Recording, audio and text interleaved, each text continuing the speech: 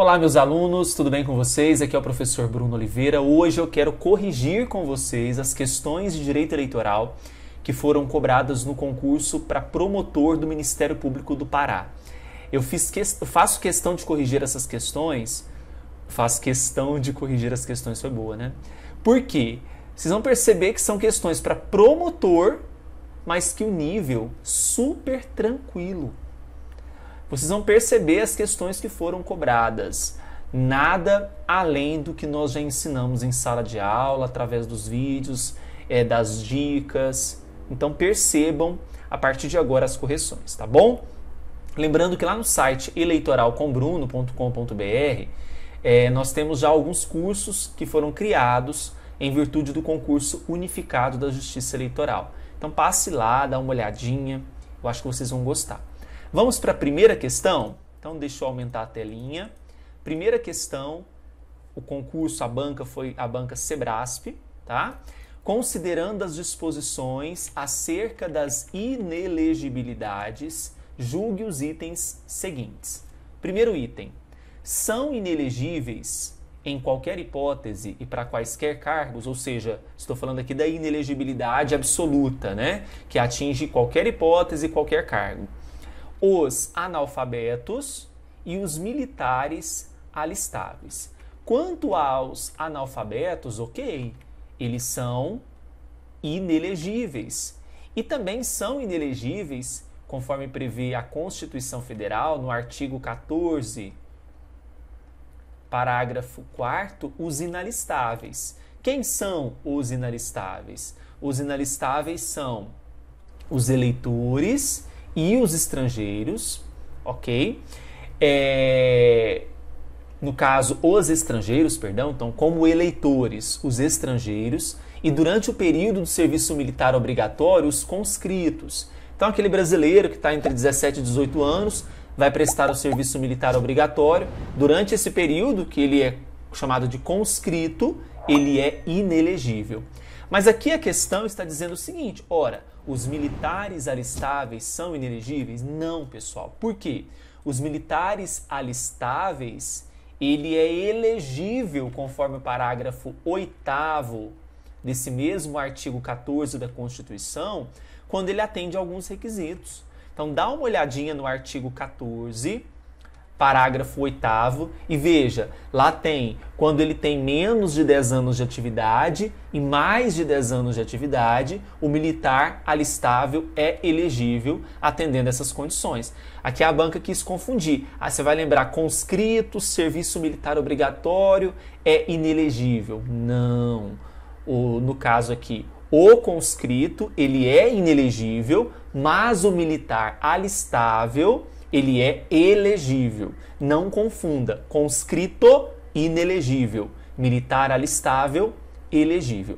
Então, a número 1 está falsa, por conta do militar alistável.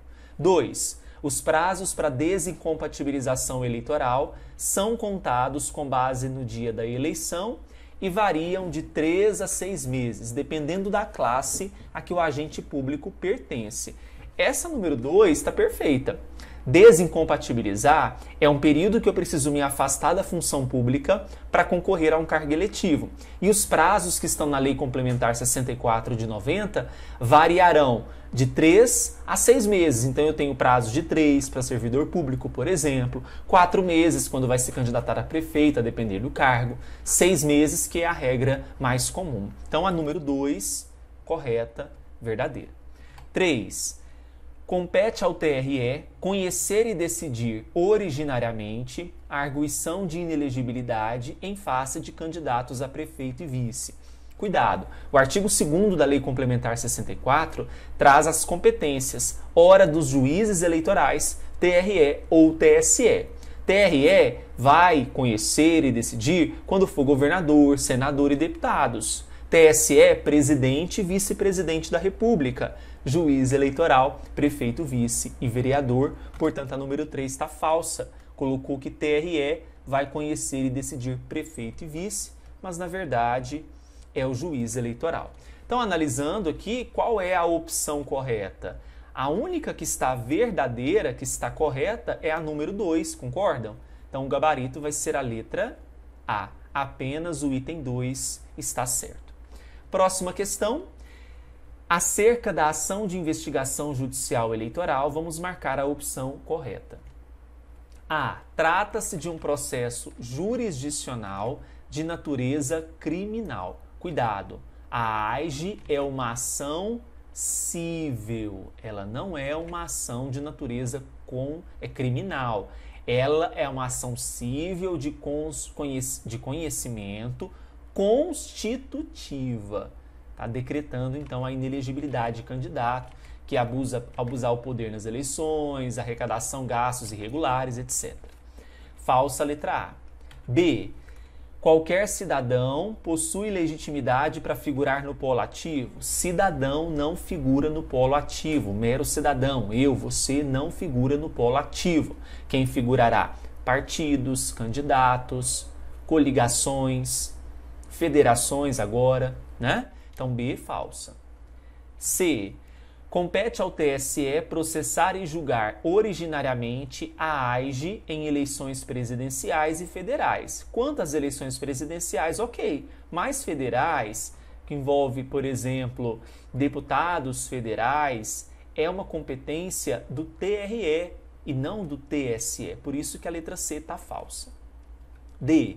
A AIGE perderá o objeto se não for, preste atenção, se não for julgada até a diplomação do candidato. Está errado. Por quê?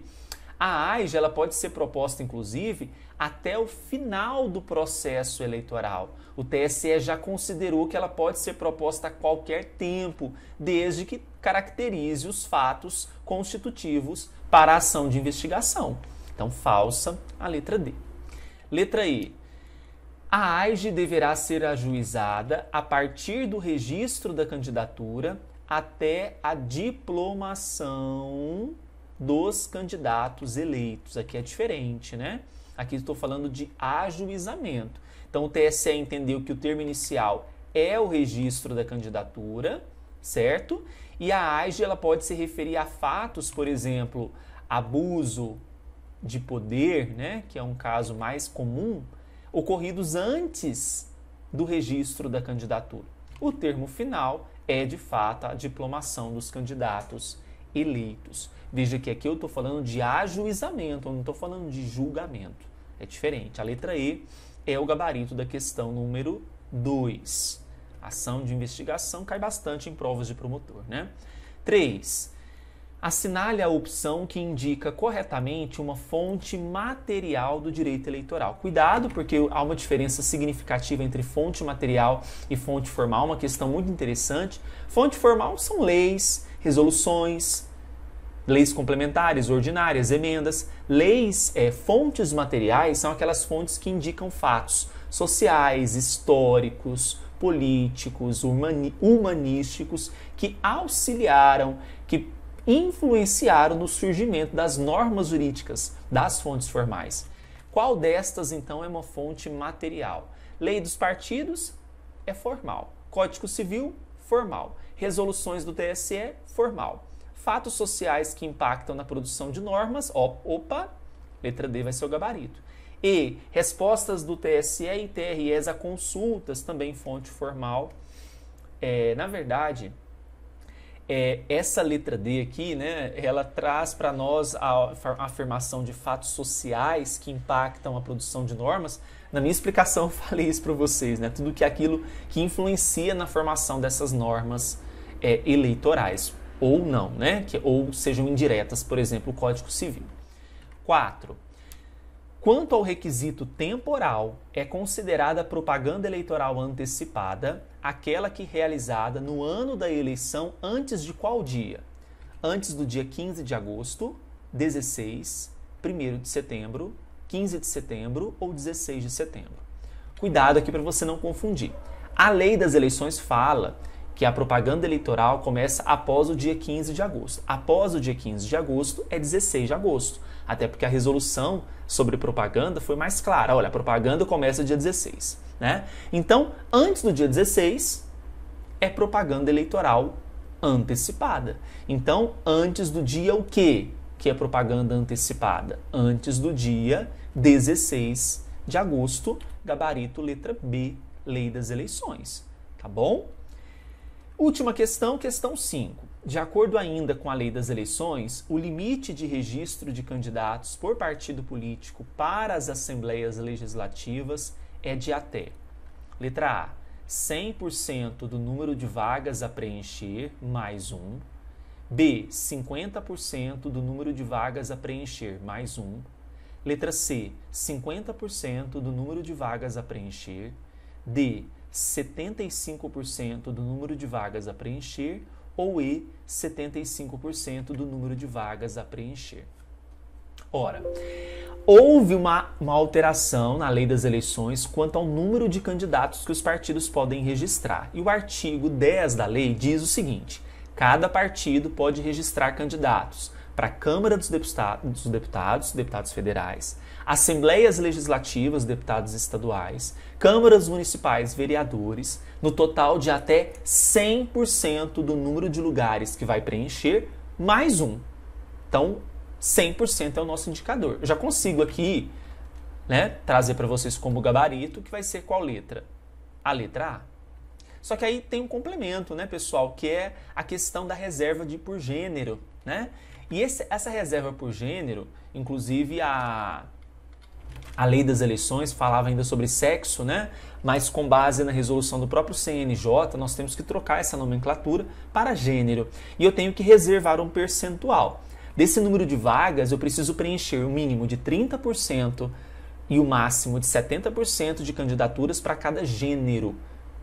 Tá? Então, 30% mínimo, 70% máximo, aqui observando, claro, a busca pela igualdade, pela equiparação do número de candidatos e candidatas, né, dentro das nossas casas legislativas, dentro do nosso poder legislativo, do poder executivo. Não porque nós temos ali apenas um candidato concorrendo a presidente por partido, né? Governador, prefeito, aí não tem como observar esse percentual de mínimo e máximo. É claro que os partidos podem trabalhar e devem trabalhar em busca da participação, do aumento da participação feminina dentro da política, mas o foco aqui é para aqueles que foram eleitos, que serão eleitos pelo sistema proporcional, deputados e vereadores. Então, mínimo de 30% e máximo de 70% de candidaturas para cada gênero. Então, o gabarito aqui era a letra A, sem dúvida alguma, artigo 10 da Lei das Eleições, em conjunto com o parágrafo 3º. Ok? Gostaram da correção? Sim? Então não deixem de curtir o vídeo, se inscrever no canal e até o próximo. Tchau, tchau!